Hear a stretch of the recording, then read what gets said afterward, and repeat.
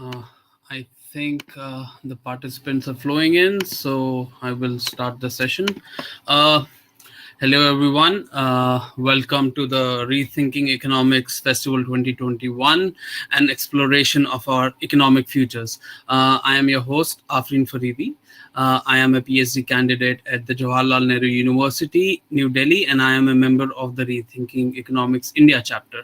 My research aims to locate shifts in work practices amongst tribal pastoralists in a state of conflict.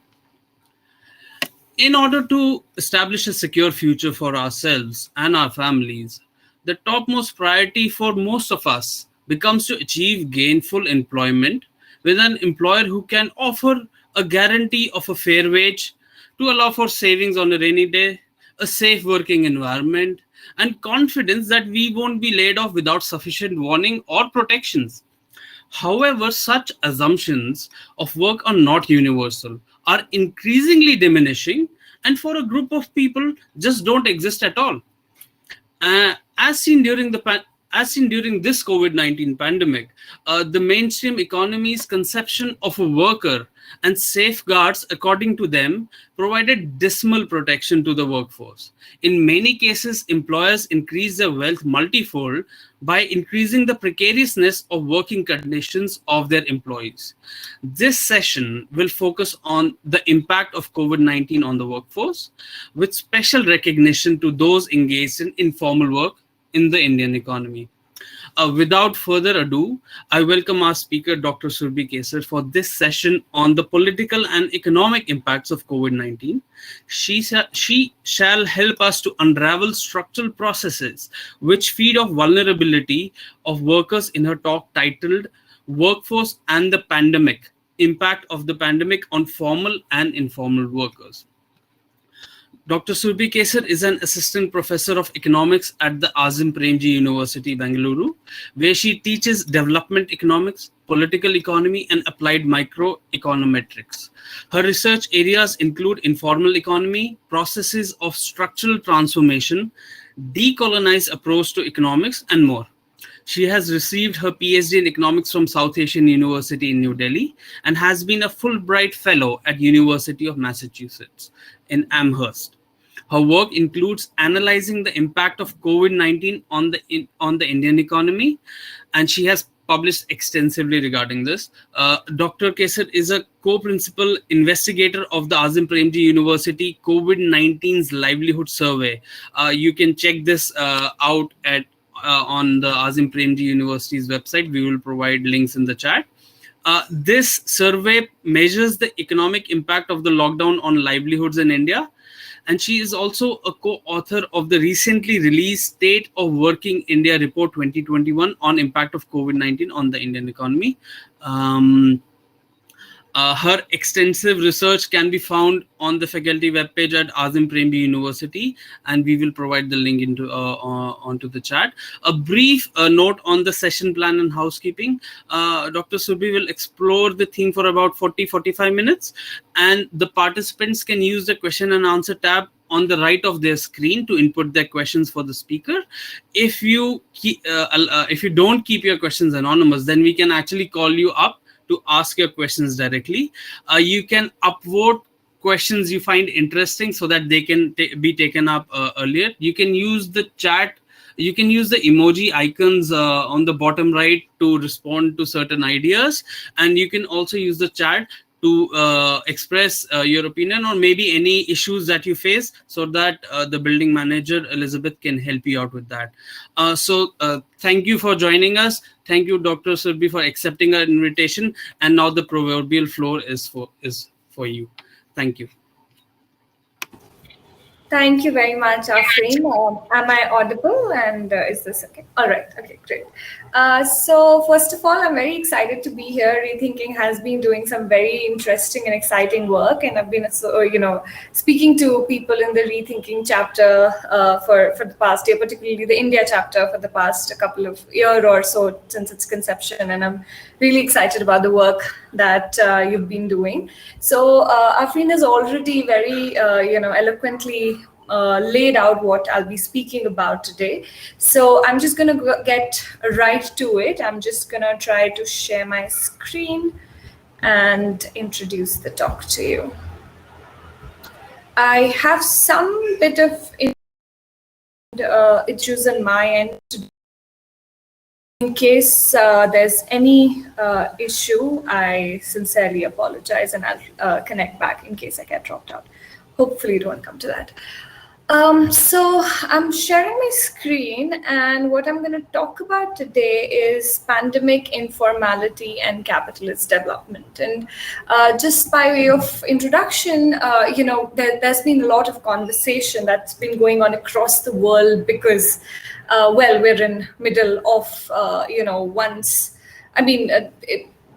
after decades, probably the world economy, the global economy has seen a shock of this scale. So what is it and how is it that I'm going to place this kind of whatever has happened or whatever has unfolded in the pandemic, particularly with respect to the informal economy in the present context? Now, we've been seeing a lot of insights coming from particularly the heterodox slides as well. It's been talking about that how the pandemic has mainly just exacerbated pre-existing structural inequalities, and that's been one of the basic things that they've talked about. And another thing that I want to explore here is that what are these pre-existing structural inequalities that we are talking about? And what I kind of want to present to you in terms of certain ideas is that whenever a disaster strikes, the actualization of it depends on the existing economic structure. So what is this economic structure that we are talking about, and how is it related to informality, something that I'll be exploring here. Much of it is basically ideas by way of, bringing certain ideas to you by way of conversation that I can learn from you through this engagement. It's based on my forthcoming or already existing works, my forthcoming works with Dr. Snehashish Bhattacharya and Dr. Lopamudra Banerjee on understanding the pandemic and post-colonial capitalist development, and the work that I've been doing at the Center with Rosa Abraham, Amit Basoli, Rahul Lahoti, Mrinal Nija, and other colleagues. So I'm going to talk about what are these existing economic structure such that it allowed for the disaster to actualize in the way that it did. To talk about that, I think it's important to recognize that there are multiple dimensions of the impact of a pandemic. I'm going to specifically focus here on informality, and particularly how it's intrinsically related to the trajectory of capitalist development. Now, informal spaces have often been characterized by high precarity and vulnerability. Therefore, the impact that we see on informal workers is not unexpected. One would say, as Afreen was already talking about, not having social security nets, not having regular wage contracts, this is an expected outcome.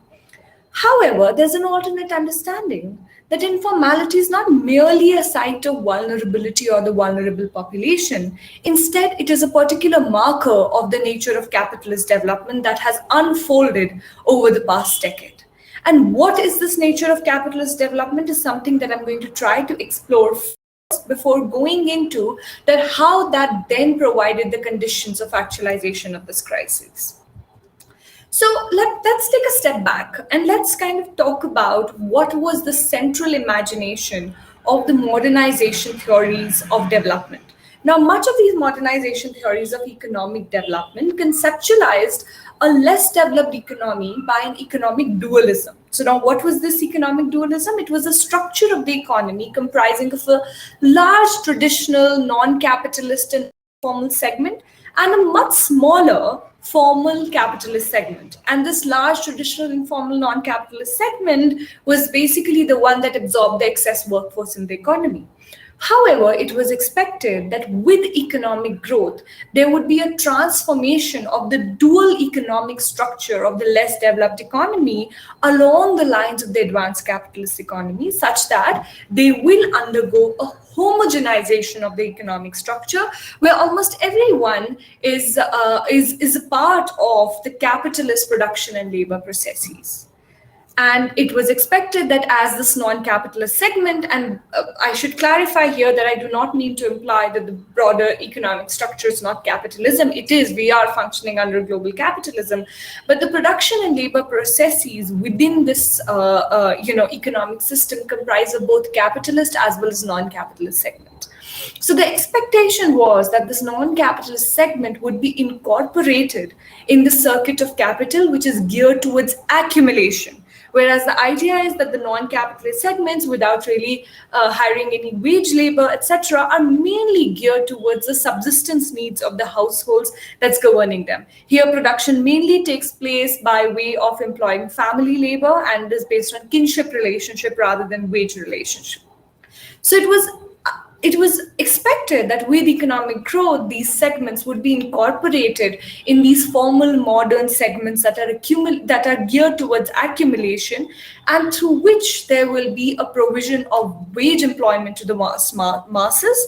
And through this, there was an expected improvement in the living standards of these people. By 1970s, however, this expectation had already started to be questioned with the, what ILO calls in one of their missions is that they've discovered the urban informal sector. So this imagination already begins to fall apart. There was a shift in the discourse, particularly led by World Bank and ILO, where this issue of capitalist transition started to be papered over, and these informal enterprises started to be celebrated for its dynamism and entrepreneurship. There was a shift in the discourse from that of transition through the process that I just talked about a minute ago. From that, there was a shift towards basically a basic needs and decent work argument, that no matter where you are, you need to be provided with your basic needs and decent work, whether you be in formal sector or the informal sector. And the informal enterprise, much of which, particularly in the Indian economy and also to many economies in the global south, are in fact these non-capitalist enterprises where production takes place using family labor and without employing any hired worker.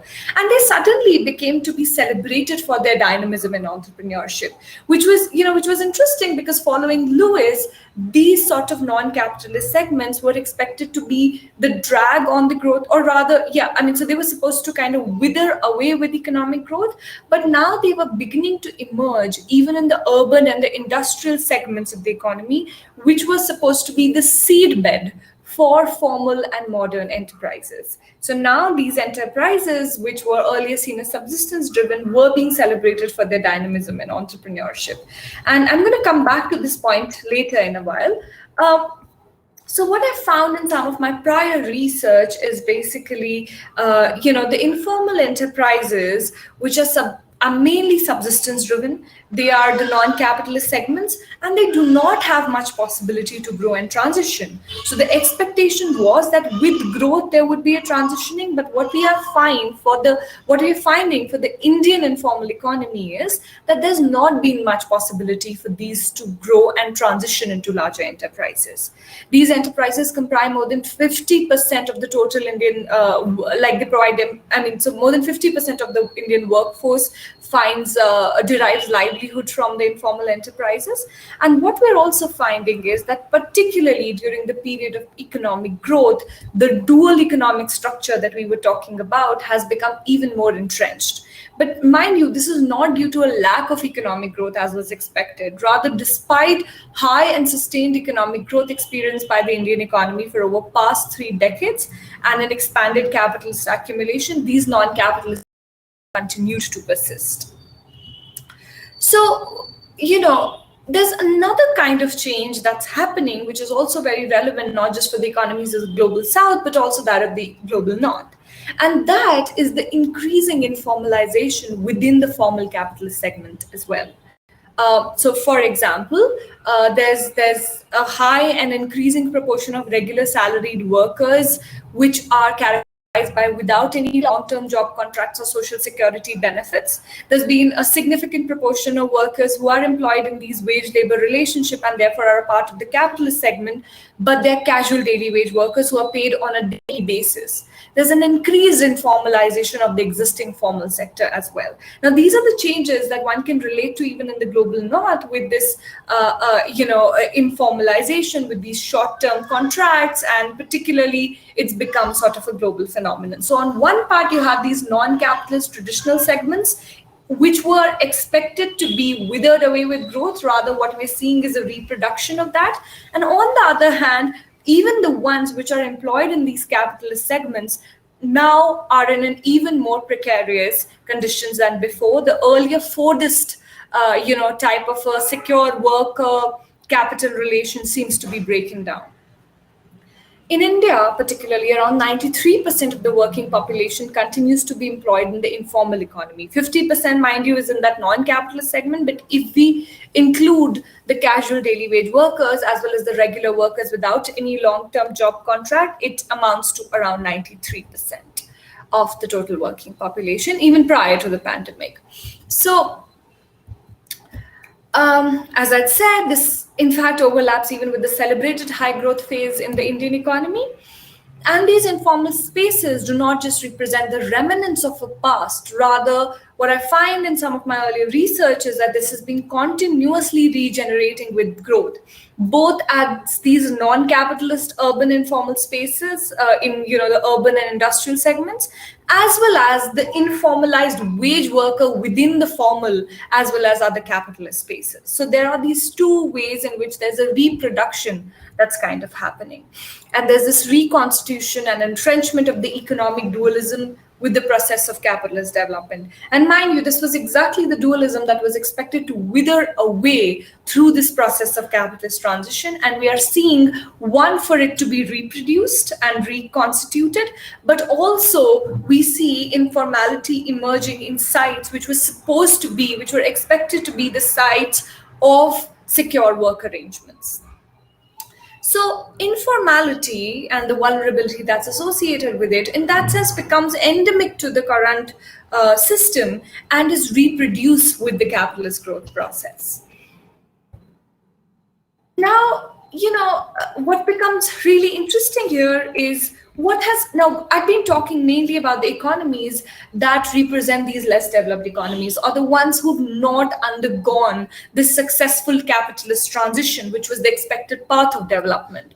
But what has really happened even in the advanced capitalist economies is, after having undergone a successful transition, this transition through which you would achieve formal employment, you would achieve higher work standards, etc., which was basically supposed to be the imagination that the global south was supposed to follow. Even there's been a breakdown post-70s of the traditional Fordist work arrangements, with the rise of financialization and global capital, and global mobility of capital and global value chains.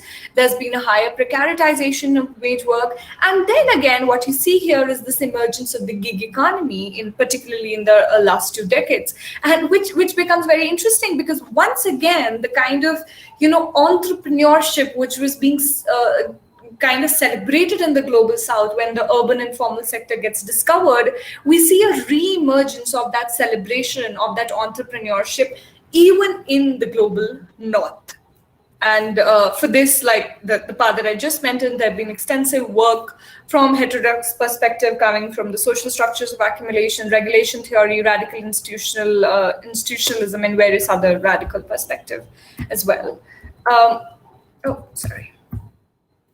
So then we come to the fact that, okay, we've been talking about, so why is it that, I talked a lot about this development as transition and informality, is because when we read in much of the literature saying the pandemic has only magnified the existing systemic vulnerabilities, what are the systemic vulnerabilities that we're talking about? Yes, informality is precarious, but where is it that we place informality in this broader kind of context of this question of development and this question of transition is something that I'm trying to present to you today.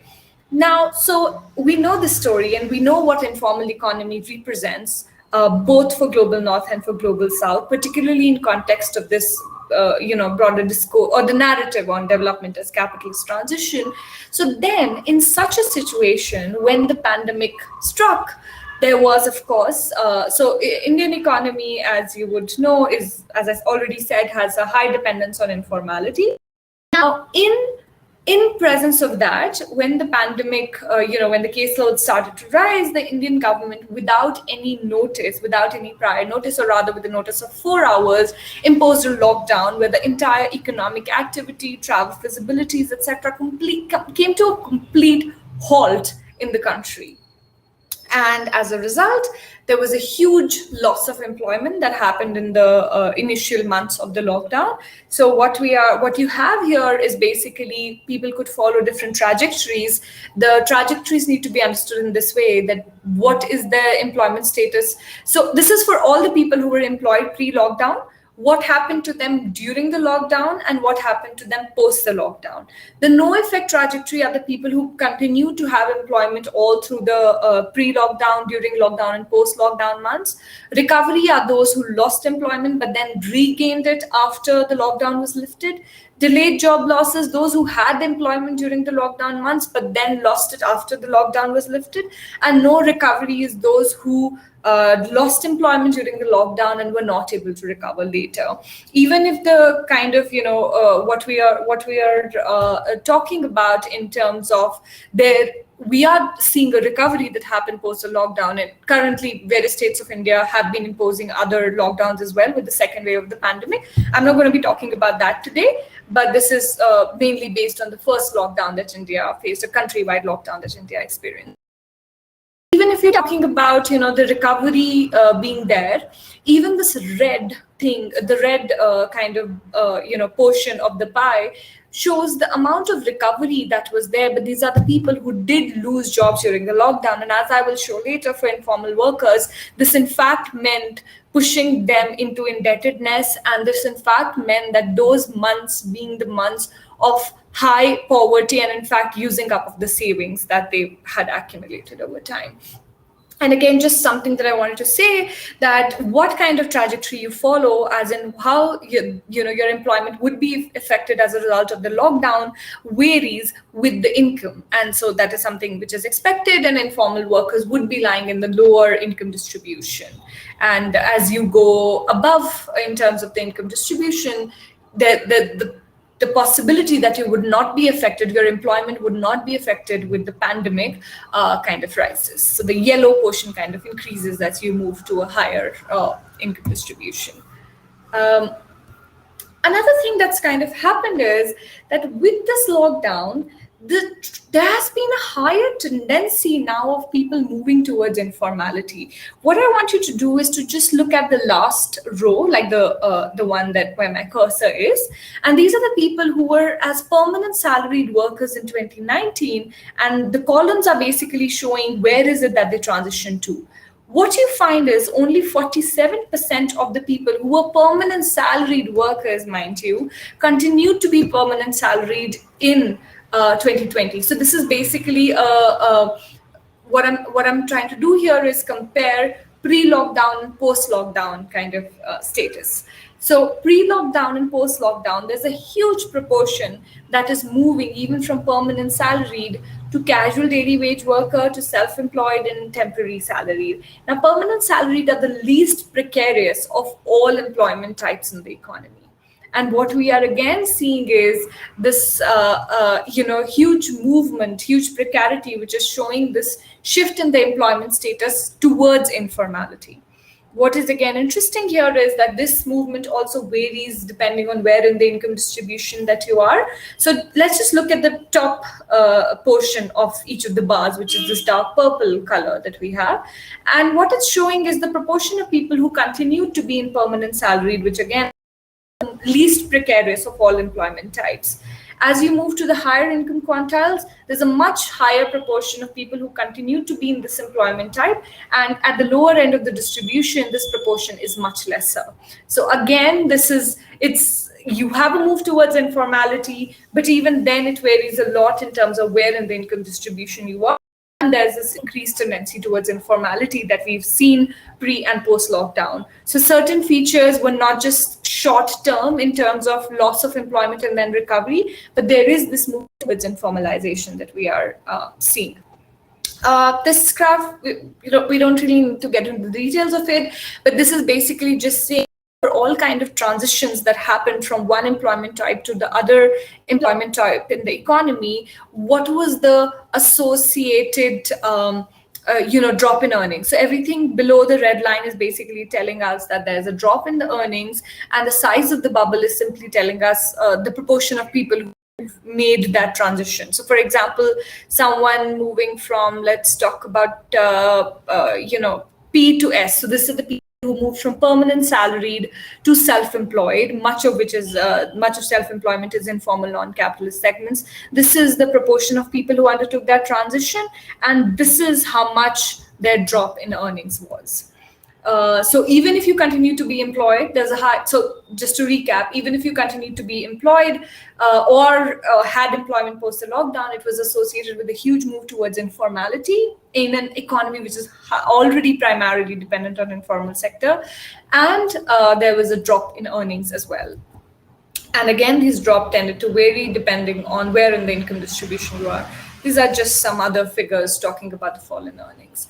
So it's interesting because this economy is often called the unofficial economy. Like, this is not the official economy, which kind of also goes on to say how informality is often just seen not as something that exists on its own terms, but rather only in contrast to what is formal, what is official. So in this draconian lockdown, it was as if when you're 4 hours notice of lockdown, it was as if India's unofficial economy just ceased to exist in the official imagination. These were people, which I would explain why am I calling them the surplus population, but these were the people who were forced to choose between life and livelihood. Unlike in the global north, when people wanted a lockdown, working population in the global south was against the lockdown, because for them, if it was a question of being exposed to the virus, it was to be contrasted with not having enough meals to put on the table. And I will substantiate that in just a while.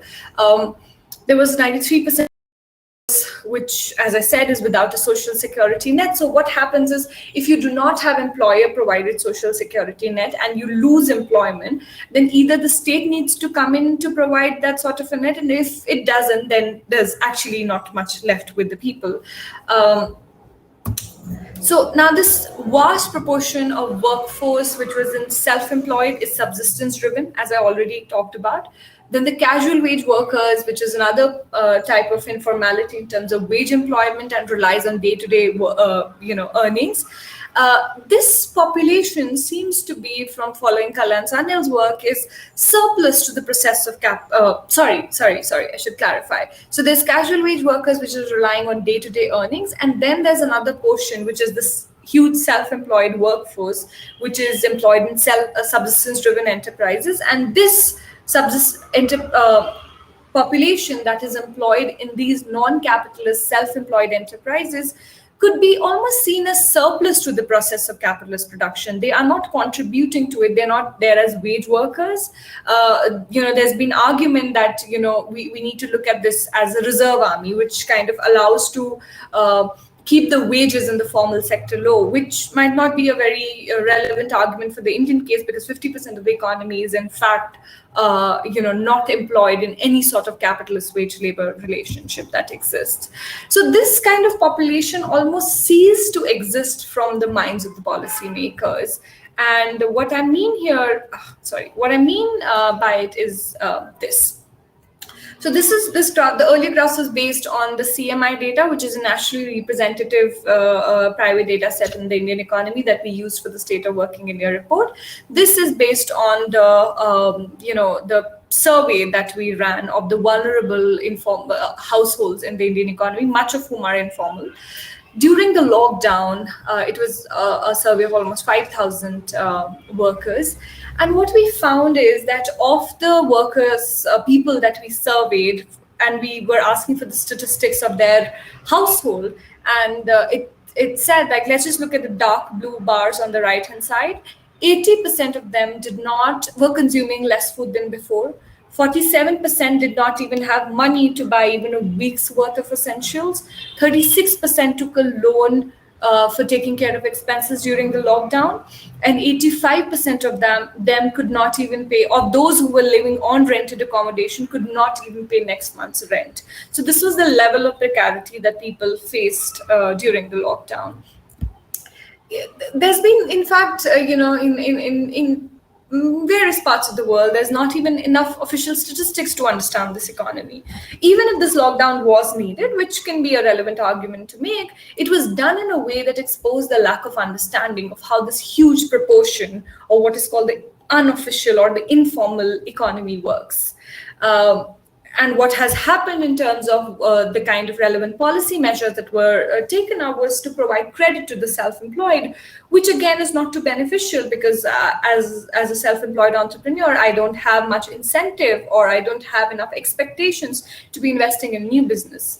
So, let's think about again now what happens in such a scenario is that there's this reliance on market. Okay, there's this reliance that people are made to rely on market, a risky prospect, and this individual entrepreneur idea is again valorized. And the idea is, okay, we're going to provide you some insurance and some credit to kind of safeguard you against that, without taking into account how the system is producing these vulnerabilities for a huge proportion of the population. But on the same time, what is happening is the wealth of the billionaires skyrocketed during this phase. There was an exacerbation of inequality, which has been widely documented. There was an increased disjuncture about the top layer of the economy and the rest of the economy. So what, following some terminologies from some work that have come up in India in the last decade or so, has been this increased contradiction between the subsistence economy, those who are undertaking production mainly with the aim of ensuring subsistence of the households, vis-a-vis those that are mainly accumulation driven, seems to be continued to increasing. So this is just a graph that I picked up. This is from Forbes list, and what we basically see is this skyrocketing of wealth. And for the Indian economy, it shows the 3 richest Indians alone have just added over 300 billion between them. The total wealth of those 3 accounts for over 25% of the club of 140. The wealth of just the top 2 in India, which is the big business corporate industries, Ambani and Adani, is far greater than the gross state domestic product of 2 of the really large states in the country. So that is the kind of inequality that we are talking about. So what is this role that this subsistence economy that I'm talking about plays?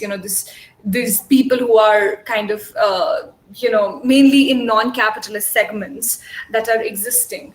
Much like social reproduction. So we talked about social reproduction. I'm sure the audience here knows about social reproduction and what it plays this role in the system in order to ensure that stability of the system.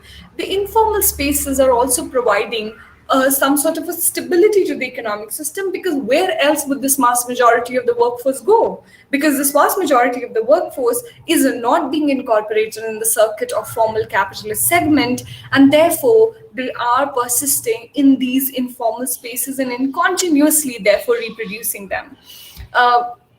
The economy, however, also comprises a market for the accumulation economy, as you can imagine, because let's say people in the subsistence economy are consuming a lot of products that are produced by the accumulation economy. Now, this relates very interestingly to the shift that has happened in the development discourse post the 80s.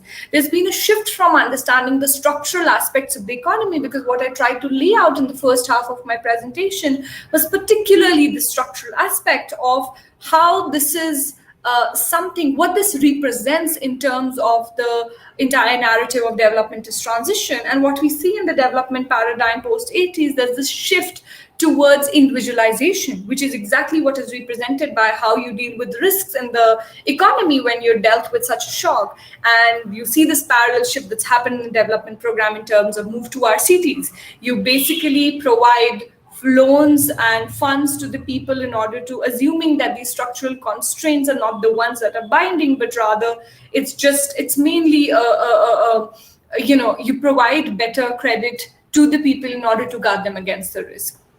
Interestingly, the poverty management projects of the World Bank, etc., have been the new phase of development post the 80s. But that also becomes a wave. What one would argue, drawing from the literature that I'm placing this work in, is mainly that this is way to govern the poor. So what is this huge need subsistence economy if it is not contributing directly in many ways to let's say the capitalist segment, either in terms of cheap wage labor, etc.? Then what is it doing? It is basically a space that is providing to those who are forsaken by the accumulation economy. And when the development paradigm becomes that of giving just doles to these people, it also becomes a way to govern the poor and to boost the demand for the accumulation economy, rather than dealing with the structural aspect of what the economy really needs. I'll just take a few minutes before I go towards my concluding slides to just, which is again being widely documented, this even in the informal economy, the economic impact is not uniform. It's something that's happened across racial lines. It's something that's happened across caste and religious lines in the global south and along gender lines. And this further accentuates the tension that exists within the economy and magnifying the contradiction in the society and increasing the social instability that already exists. And that we can have a discussion later, that how the social instability also talks a lot about the politics of our time, the move towards populism and various other phenomena that have taken place in the past decade politically across the world. For example, if you again look at this no effect, pie, part of the pie that we were talking about, it's been much smaller for women. In fact, what we find in our work, in another work, none of these are forthcoming now, but in one of the works that I did with Rose Abraham, solely on the gendered impact of COVID-19, was in fact that women are more likely to lose jobs due to the lockdown and are much less likely to recover. While men have the option to move towards informal work, women do not have these options. The likelihood of women having these options is much less. So in that sense, informal work often becomes this sponge for absorbing the workforce, but that happens mainly in the case of men, but not so much for women. Why that happens, we're still working on exploring, but that's again something that I just kind of wanted to highlight. Won't get into this, I'll skip over this. So this is not a lack of capitalist development that we are talking about. In fact, what I would want to propose here and put it and humbly submit to you is that this is in fact capitalism. Why do I say that? In Global South, precarity was seen to be rooted in the persistence of this non-capitalist informal economic spaces, right? And the idea was that this is because of lack of capitalist transition that there is informality. So remember what we talked about dualism to begin with. So if informality is something that's rooted in these non-capitalist and informal spaces, it is because of a lack of capitalist transition that we are where we are. However, what I find from my work is even during the process of capitalist growth, these non-capitalist and informal spaces are continuously reproduced. So it's not due to the lack of growth. In fact, this persistence and reproduction of economic dualism, and this I'm talking specifically in terms of India, which is what I've explored for my research work, is this persistence and in fact a reproduction of economic dualism, which is seen as the characteristic feature of a less developed economy and which is seen as the reason for informality and precarity to exist, in fact characterizes the post-colonial capitalism. On the flip side of it is the global north, which is the archetype which the economies in the global south are expected to realize through the process of capitalist development and transition. And even for them over the past few decades, this process of informalization and precaritization of employment relations, and there's a rise in the gig economy.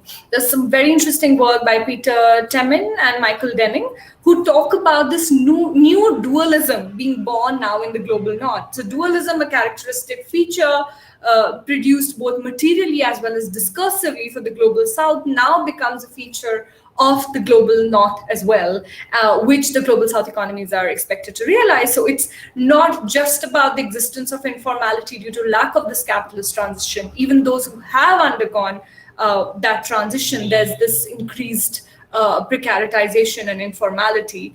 And for global south, it doesn't seem to be disappearing, particularly for India. There's been a reproduction of dualism, and for global north, after having undertook the transition that global south are asked to undertake in order to do away with these problems is basically exactly where these processes of informalization and precaritization have also emerged. Um, so that's where I would want to end. While corona may be the virus, what provided the conditions for it to actualize in the way is the current capitalist economic structure, and thereby capitalism is the pandemic.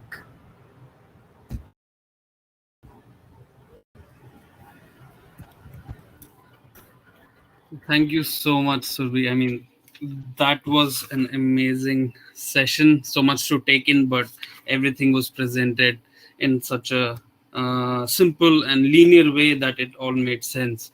I would like to direct the audience to ask questions, make the session more engaging.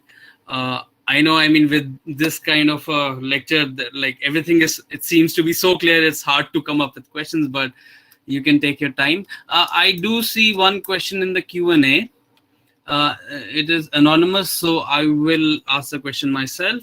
Dr. Surbhi, the question is, can we envisage an employment structure beyond the notions of wage relationships? Can we make it, like, just adding on to that, would that be more egalitarian? Would that allow for breaching power dynamics? If you could answer that before we get more questions. Yeah. Yeah, thanks, Afreen. I'm glad the session was useful and clear. One thing, can we talk about employment structure beyond wage? There's one thing that I want to point out is that anyway, the self-employment or the non-capitalist segment that I talked about is in fact without wage employment. And that was seen as supposed to be a characteristic feature of the less developed economies, or a characteristic features of the dual economies. Now, if you're talking about somewhere going forward, I think that's an important question, because the problem here is that, are we talking about the utopias that we need to envisage? The point is that in much of the dominant thinking, and much of, not just dominant, in fact, in much economic still remains the utopia. The ideal capitalist solution still remains. Now, the point here would be to first ask whether utopia is a vision that can be realized. I question and a big proof to be it can. But I guess that questions, which is not, or let me frame it in a way that under the current kind of growth regime that we are under, is there possibility for the capitalist transition of the way that we envisage? Is that possible or not? Now, from that, there are two parts of the argument that I wish to develop. One part is about your question that we already had a huge existing economic structure which was without wage employment. The idea of development was to do away with that so that we do have wage employment. Now, what has happened is, with a huge informal economy that is present globally, and why I said globally, because it's important, because capital is no more limited in a particular set of countries. It is mobile. It is mobile capital, and as it can be put, that there's a north in every south, and there's a south in every north. It is not just the U.S. capital that we're talking about. We talk about Chinese capital, we talk about Indian capital, which is as kind of competitive as any other capital of the world. Now, in presence of that, can the society provide wage employment to the majority of the population? If not, then becomes the question, what kind of a society are we talking about? Because be that as it may, what is the point that people need to indulge in work? If there is production already happening with less workers, I don't see the point that we should be working, right? Like, it's in a capitalist society, it's better to be exploited than not be exploited, because that's the only way you receive returns. However, that's not the point of the work should be for people rather than people for work. So that is something that I guess is kind of a broad idea of utopia that I can talk about here. And I guess these conversations are particularly important because we're moving to a point where there's an increased recognition of providing universal basic income and other sort of basic necessities, because wage employment is increasingly becoming more precarious. And as Afreen already said, that it's not even a possibility for a lot of people. I think then the question, moving beyond these notions of wage is essentially we are wondering about a more expansive system which allows for easy transfer of resources for everyday social reproduction. Is that what you're trying to say?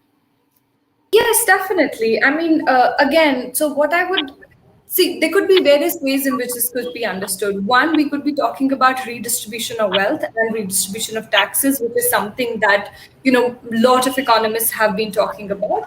But the other thing is also that, can we think about a future of work where it is just 5 hours work, but probably providing employment to everyone? Are we talking about a society where, from by each according to their ability to each according to their needs sort of a society? So yes, that is not something that is not possible.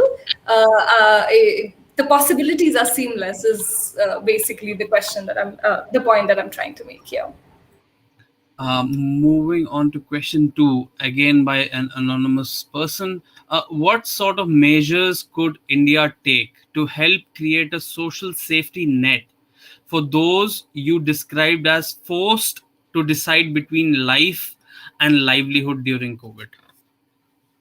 Right. So if you're talking about social security net particularly, then see, one question will be that we need to reanalyze our trajectory of development itself, which was the argument that I was trying to make in a paper, that this is something structural, this is something that has unfolded because of the nature of development in the Indian economy. That's one part of the question. The second part of the question is, okay, even in this existing regime, what could we do? First of all, we are an economy where there is a lot of wealth created. I showed you that small snippet of the wealth inequality. There is possibility of highly redistribution of taxes that might be possible. And here again, if people do not have social security net for the times when, let's say, the pandemic or the wave is not that high, there could be better provision of national rural employment guarantees, urban employment guarantees, which have been things that have been discussed in India. There could be provision of direct benefit transfers, cash transfers, etc., which was extremely less than what needed to happen.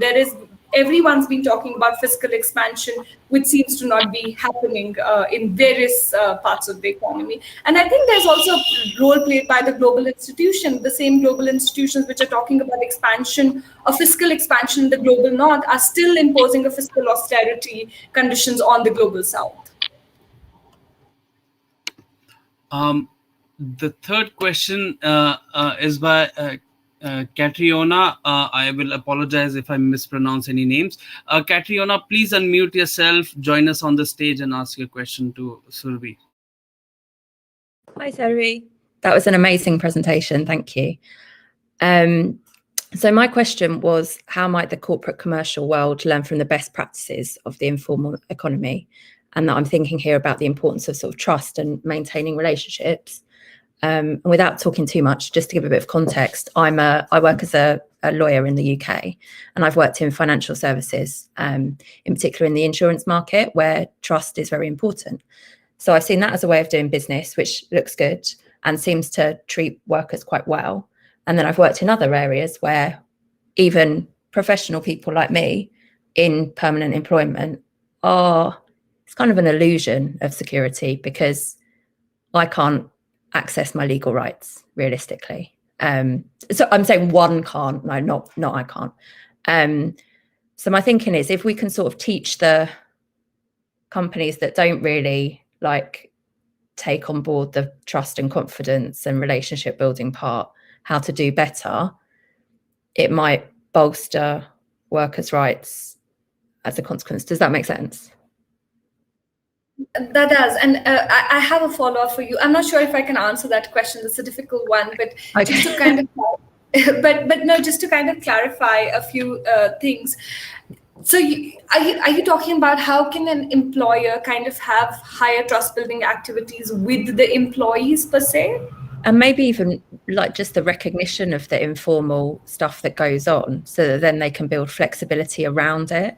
So it's almost engaging with the informal economy so that it's a more joined up approach, I guess, is what I'm thinking. Okay, so let's say even if we were to talk about assuming that informal economy is based on trust and let's say lending, etc., that might be Yeah. based on trust, even if that were the case, I wonder why would an employer, in presence of a huge economy or a reserve army of labor that they can always draw from, what is their incentive to provide a better legal protection to the workers? So recruitment is a pain. It takes a lot of management time, and often you need to pay recruiters a big amount of money. So in like good businesses, they strive to treat their talent very well. That's only really the case if the talent can be mobile. So if you look, for example, and if you've got a limited pool of talent as well. So if so that would be when they might want to give them higher legal rights, because it would give them a selling point. So they'd be saying, come to me, lovely workers, rather than to my competitor over here, and you'll get all this good stuff. That might be an idea. Right. So that's interesting, because then what we're talking about is some sort of a monopsony in the labor market where the employer is able to attract these good workers to come work for them. I think it's always this sort of a cost benefit analysis exactly of the kind that you're pointing out that happens to be there.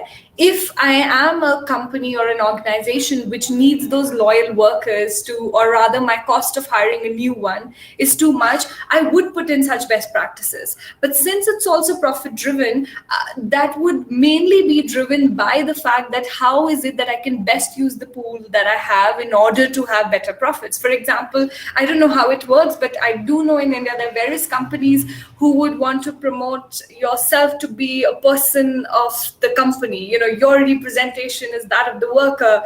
There are bonuses being given if you marry someone who's employed in the same company, and this is like the big MNCs that actually do that. But I feel those are probably best seen as just very good management practices in order to make sure that you are able to retain the workers much longer, etc. And that kind of then works in profit. So it wouldn't be trust in the most kind of, I would say, innocent use of the word trust, but of course the best and the most profitable practice that one can. I don't know if that answered the question, but I surely did. It was very interesting, and you taught me a new word of monopsony, which I've never heard before. So thank you so much. Okay, right, great. Take care. Bye. Yeah. Hey. Surbhi, if I may just jut in here, I mean, this was a very interesting question, and this idea of best practices and informality. But I would like to extend this to this new idea of sustainability, which is going about, wherein most of these practices, which are seen as best, often come from non-capitalistic regimes of production, which suddenly are being appropriated within a capitalist system. Am I right? Do you agree on that? Yeah, most definitely. I think that you raise an interesting point, because so it's interesting how in much of these economies, or rather, let's talk about discursive creation of these binaries of traditional, modern, global, non-global South. Even if we talk about just a discursive construction of it, what tends to happen is that everything that is associated with global South is seen as primitive and traditional, informal again. And it's not just about global, not global South. This would also happen in terms of gender binaries, where the male rationality is the masculine capitalist rationality, whereas the women is the irrational sort of a thing. Similarly along racial lines, etc. But then you're right that whenever these become something that can be used for profitability of the enterprises, they will be appropriated as the best practices, without really identifying that what this means and in what context have they evolved, rather than simply an import of it to the best extent that it can be profitable. So yeah, you're absolutely right in pointing that out. Yeah. And Dr. Sheetal is here as well. And from her earlier talk, I mean, we had this discussion about how, I mean, and what you said, precarity and this notion of being on the margins, anti-capitalism exists within the global north in native communities, their practices. So just this binary of a geographical place, like north is somewhere else, south is somewhere else, I think that's problematic. I would like to invite Samriddhi to ask a question. She had to type it out in the chat because it was too long. Samriddhi, would you like to come forward with your mic on, please? Afrin, can I just respond quickly to the point that you raised, because I think that's very important and needs clarification. Sorry, yeah, Yes, thank you. please. So You yeah, can. so yes, to the point that you said about Sheetal Chabria's point, I completely agree, because I think it's important to move away from a sort of geographical determinism of global north, global south, etc. So the kind of approach that I would like to take is that north represents an essence of the capitalism, and now we're increasingly in a globalized world where there's a north in every south and a south in every north, the kind that I was talking about, and this keeps on getting represented in various identity lines. So this is that apparatus of power that will continue to be created. And in fact, it is these binaries that one needs to question, even when one is talking about decolonizing. It's not about the geographical determinism. It should not be, because capitalism has evolved in ways, West or the Eurocentrism has deep roots in the development of capitalism itself. So we have to understand its evolving nature to understand, what you pointed out. So thanks for that. Yeah. Samriddhi, please unmute yourself and ask your question.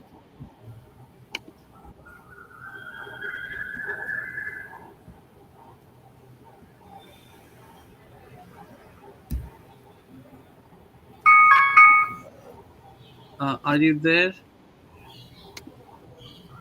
Elizabeth, can you help out Samriddhi?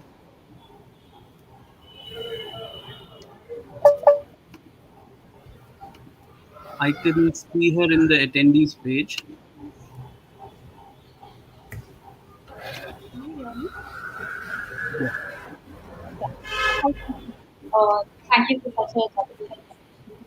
So, I wanted to ask you this question that with the recent PLFS data 2019-20, it was showing a trend that agriculture is only driving up the worker population ratio in India, and the share of construction and manufacturing is falling in the rural areas. And India had already missed its manufacturing curve during its transition post 1919 opening up of the economy. And again, it is not investing in these sectors to absorb the working population, especially in the rural areas. So, with this, where do you think the like what? How will this take the informal sector in the rural and urban economy? Where do you think this is going towards? Right. Thanks, Smriti. So just here. First of all, in terms of the long-term trend, people have been moving out of agriculture and moving into manufacturing and services. I haven't, if you're talking about the period between the 2018-19 and 1920 labor force survey, so just for the general audience, Smriti is talking about the periodic labor force survey in the country, in India. If you're talking about that sort of, if it's that sort of a period, a lot of it has to do with the pandemic, because I showed this movement that's happened towards self-employment and agriculture because people just don't have wage employment.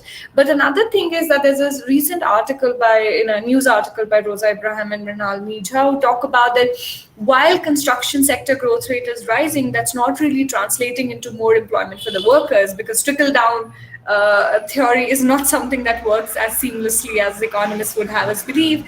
And it is also important because what we're talking about is not just an expansion of certain sectors, but also labor intensive technologies that can in fact absorb workers, and manufacturing is seen to have much better levels of worker standards for the people who are employed there. So it's not just about an expansion of it, but rather it's supposed to be an expansion of in sectors which are also labor intensive.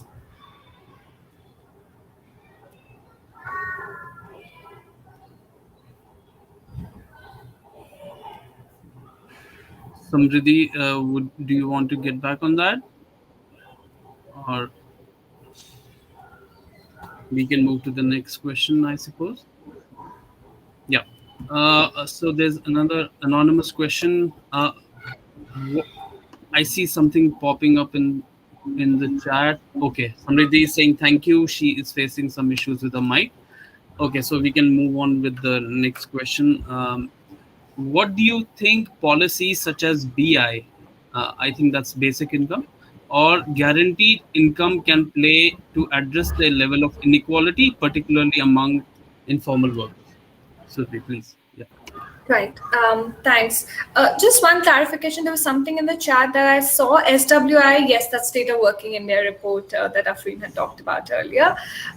So in terms of BI and guaranteed income, right. So I think it's a very interesting policy because there are people both on the left as well as on the right who supported it and who contested it at different points.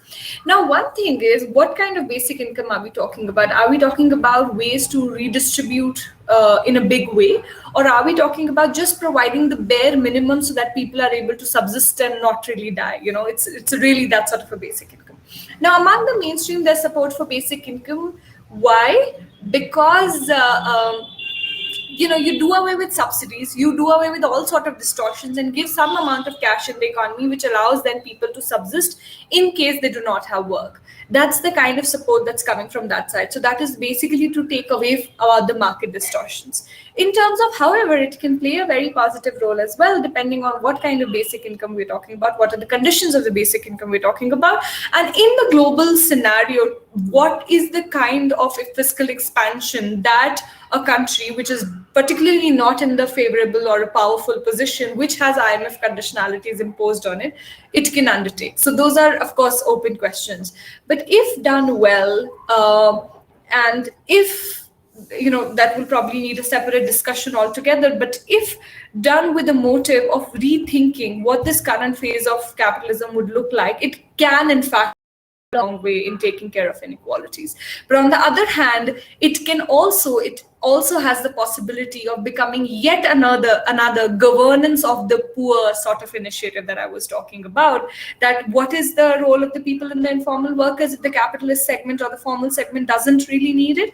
It needs to make sure that there is some sort of sustenance that these people are being provided. They're not really workers. These people are being provided because you need to govern the poor, and you need them there so that they can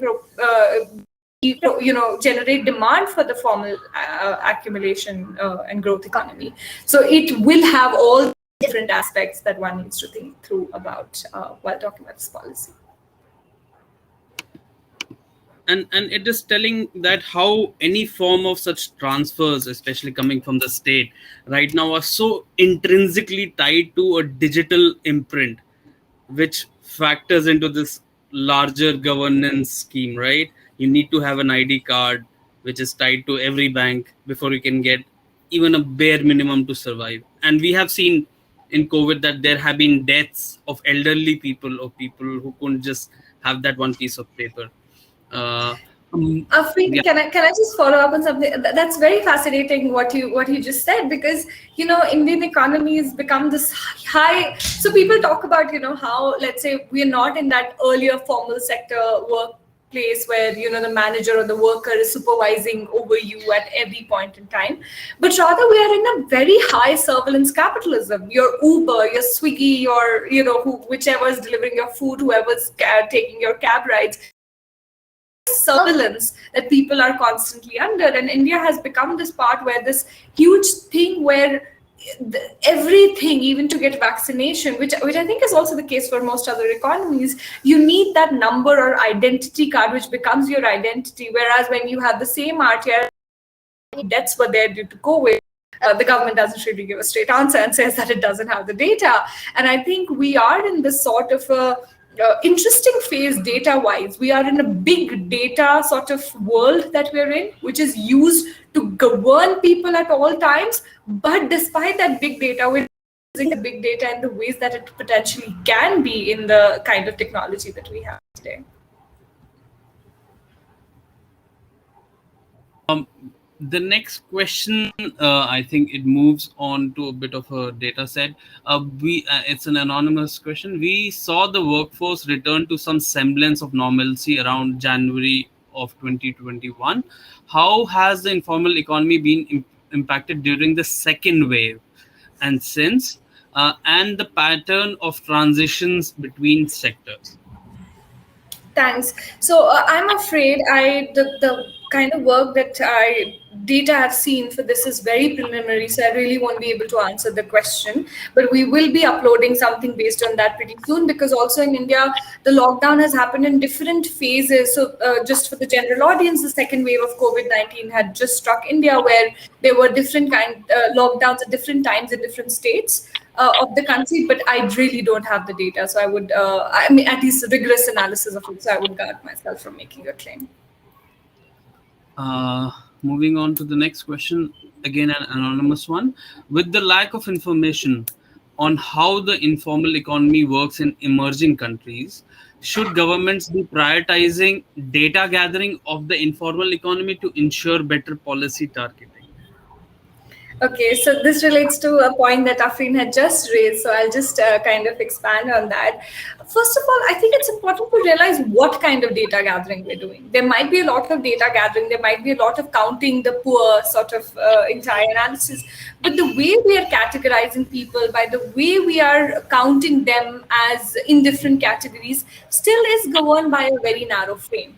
And it is that frame, I think, what I tried to urge during today's discussion was to kind of question that what is the frame via which we are analyzing these people. This unofficial economy, does it not have, can it not be represented on its own terms? Why is it the idea of development that we are seeking is still the archetype of the global north, which is itself now crumbling in various different ways? So in those kind of issues, the question becomes that, yes, we need data gathering, particularly so in India, because India could boast at some point about really good statistical data collection, which has been discontinued by the current government as data-centric truths started coming to fore, and a rise in inequality, a first time for increase in poverty after decades was something that India was experiencing. So a lot of these data sets were in fact discontinued.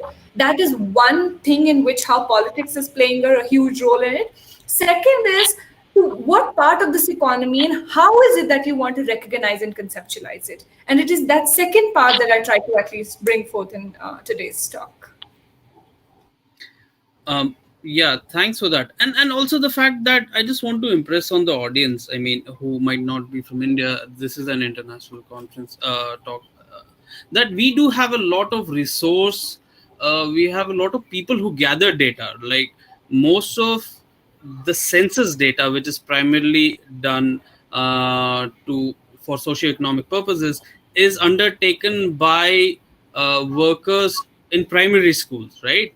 And under the right to education policy, almost every district within a regional state has districts and localities have their primary school. So we do have people to collect data. It's just the intent of whether the government wants to collect it and what kind. So I had also put my question in the Q&A, but I'll move on to that later on. First, we'll go to with the audience. The anonymous question, with the lack of information on how, this is done actually. So it's my question which is left. So we have this formal worker, we have an informal worker, and now we have, especially during a crisis, this pandemic, an essential worker. What is this all about? Do we need such terminologies, or is it another trope to just hierarchize what work should be important and who can be paid more? Also, I noticed that during the pandemic, certain classes of worker were like attributes of sacrificial nature was given to workers. What do you think about this? Should we use such terms? Are workers like expendable? Should we celebrate their expendability? Afrin, you raise a very, very important point, and I would love to also know your thoughts on it in the course of this conversation. So, one thing is that this entire essential workers. First of all, I would like to talk about Marxian categories in some sense, and the entire produce, the entire production that's happened, the people who are doing it and the people who are producing what you'll call, let's say in very regular parlance, the profit or through which growth happens, the people who are producing it are not the ones who decide what happens with them. And that is the feature of what capitalism, industrial capitalism is. They don't get to decide, or rather, to put it in a Marxian category sense, those who produce the surplus do not appropriate the surplus. Rather, industrial capitalism or a capital production relation is one where those producing it is, someone who's appropriating it is the capitalist, someone who's producing it is the worker. And it's interesting how in much of the mainstream theory, we would come by and talk about, okay, you can have two endowments. You can either be capital, you can either have the endowment of capital or labor, as if they are two seamlessly same things. They're not, right? Like whether you have capital or labor, you're not engaging in the market as two free individuals. Endowment you have, whether you're a capitalist or a labor, will make a sea of a difference in terms of power relations. So, people also talk about a tight labor market, which is again something that we'll see a lot of discourse happening again. Yes, tight labor market is great. Yes, tight labor market is something that allows workers to have better bargaining power, to unionize more. But we can also not forget that it was the power of the capitalists that allowed, to a large extent, the 1970s in the US, the most advanced capitalist economy of the world, the global economic power, to in fact change these entire rules of the game and make capital global so as to allow for different exploitations in different countries to happen till the extent that it was profitable to them. And, so it is that power that we're talking about. And it is this category of worker that I think is important to here recognize and realize that our friend just talked about. And second, in terms of this essential worker, I think it's important to invoke that just generally in the world of work, when a worker is seen as someone, okay, so let me put it this way. The entire care economy, the people who are doing care work, let's say you talk about to be paid for the household work, which is mainly done by women, whether there should be a payment or not. And there's been a lot of conversation about it. It's often being said that no, they're doing that out of love, right? Like, so that's the thing. So it's something that you have to do out of love and sacrifice, what you said, this entire celebration that happens. But by saying, and this is also something that happens in the social sector, by the way, where people are extremely underpaid, and said, look, you're not just doing this for work, but rather for monetary returns, but you're also doing it because you get a satisfaction out of it. But as Fulbright's, kind of epic work, in fact, shows that by the fact that you assume that people have these other regardings or affective or caring preferences, and that becomes a return of the total return that you receive, if that is the thing that happens, what would happen is that actually devalues the work that you're doing. And a part of the return is seen as something like this. And that's extremely interesting that rather than India hiring more doctors, rather than India spending more on social sector, what's happened is that you can go and stand on your balcony and praise everything that is happening rather than giving monetary returns to it. So yes, workers are expendable and they're praised and people are buying into that narrative, which I think a point that I flagged earlier, and I'll just leave it at that. Therefore, these rising populism across the world that we are seeing, and how workers and people are generally finding these other narratives which they buy into, is intricately related with the kind of capitalist development that has happened and the way capital has forsaken a majority of the population. Thank you for those insights. I mean, yep. We have another question by an anonymous audience member, so I will narrate it out. You mentioned that the informal economy accentuates other inequalities. Is this a tool of maintaining oppression, such as in terms of race? I would need a small clarification on that. So what I mentioned in my slides is that even in informal economy, the effect or the impact does not happen homogeneously across all categories. Rather, it also varies with identity. For example, women are more impacted, certain gender, certain religious group in India, Muslims are more impacted. and which is a minority religion in the country. So that's what I was talking about. I wonder if you could clarify a little bit about what could be a tool for maintaining oppression.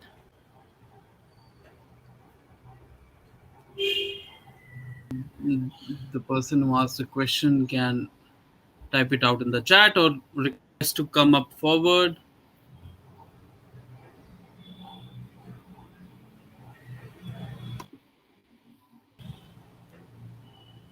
We can come back to this once we see a response. The audience can keep on asking more questions. We still have some time. Yep. If there's no one, I was wondering something, right? So, I mean, this is more about using notions of post-colonialism, right? Like, my question is, as long as this capitalist mode of production exists, can we truly have a post-colonial form of existence? Doesn't capitalism inherently involve going in and capturing resources? Sorry, Afrin, if I may again seek a clarification here. So all the former colonies have their own post-colonial capitalist development, right? Like, for example, India, much of South Asia, etc. They would be in. I mean, so are you talking about a post-capitalist sort of a structure? No. So basically these. So this temporality of a colonial and a post-colonial, this division, I was wondering, isn't it problematic? Because we often see a continuity in economic policies across such political regimes, right? Even, like, for example, does a capitalist system like India, like right now, does it have economic policies which it heavily borrows from when it was under British rule? Does it perpetuate those policies again? And in that sense, how does this notion of a post-colonial, does it impinge on our understanding of capitalism? How does it help? Right, it's an important and a larger question. I'll try to answer it in a few minutes, though. One, in terms of, there is a continuity of economic policies, but there is also a discontinuity. With the formation of nation states, there was, of course, more autonomy that the country. But I think Gilbert Rist points it out in his book, if I'm not wrong, if I'm not mistaken, is that you can vote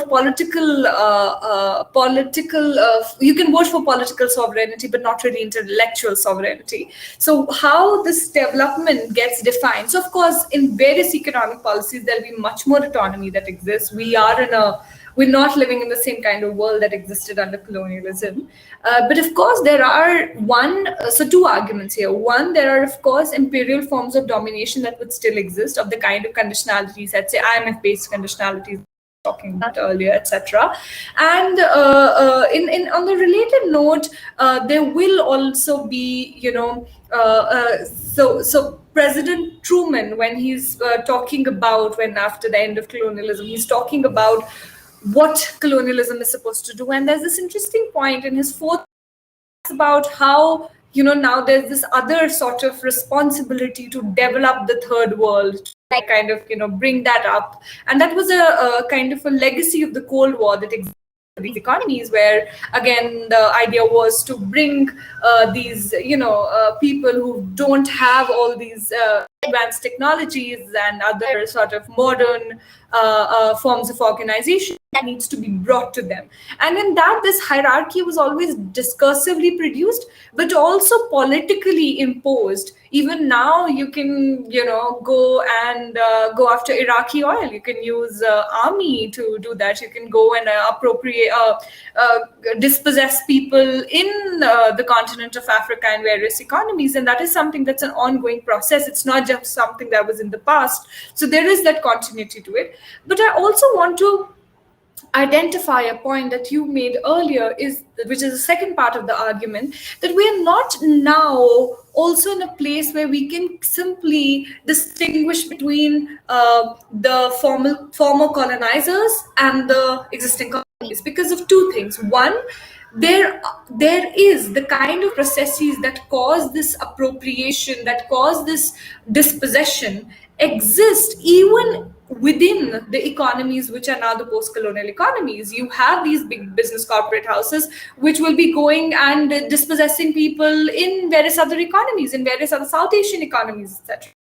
Second, it's not just that the former colonial economies, or sorry, former colonizers only oppressed the people or only colonized the people in the global south.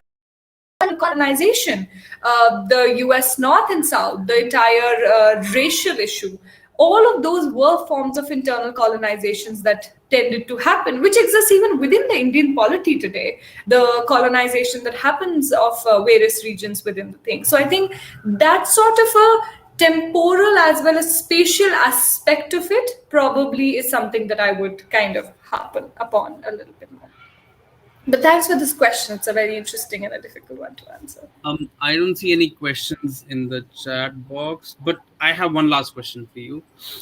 Sorry, but yeah. So, in an economy, especially a marketized economy, there is this preponderance of this notion of a consumer, right? Yeah. And as a political economist, do you think that is slowly eradicating the notion of citizenship, citizenry?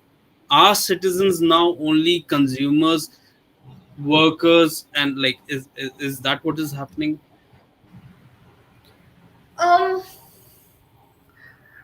See, I'm not sure if I would definitely agree with the thing, because I feel like increasingly the economic impact is not really divorced from the political impact.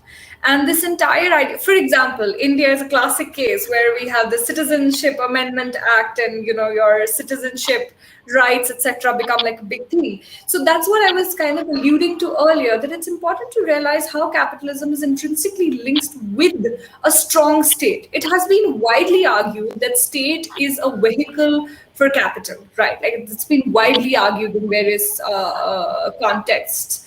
But what is also important is that despite we being in this neoliberal phase, or the interregnum of the neoliberal phase, etc., that we want to believe, and there being more private market, etc., states control has become in fact very, very dominant. And it's interesting to then see what then becomes the role of the state, because as David Harvey and others would point out, that it's not like a retraction of the state. Rather, what he would talk about, at least in the era that everybody, to some extent would agree with the era of neoliberalism, was the neoliberal state apparatus.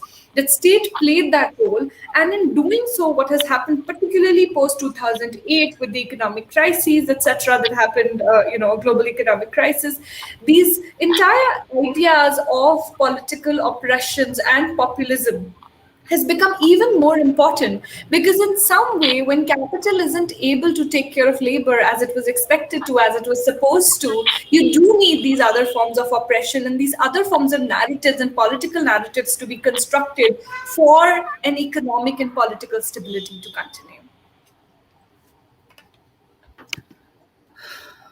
That was brilliant. I think with that, I would like to sort of summarize what was discussed right now for people who probably joined in between.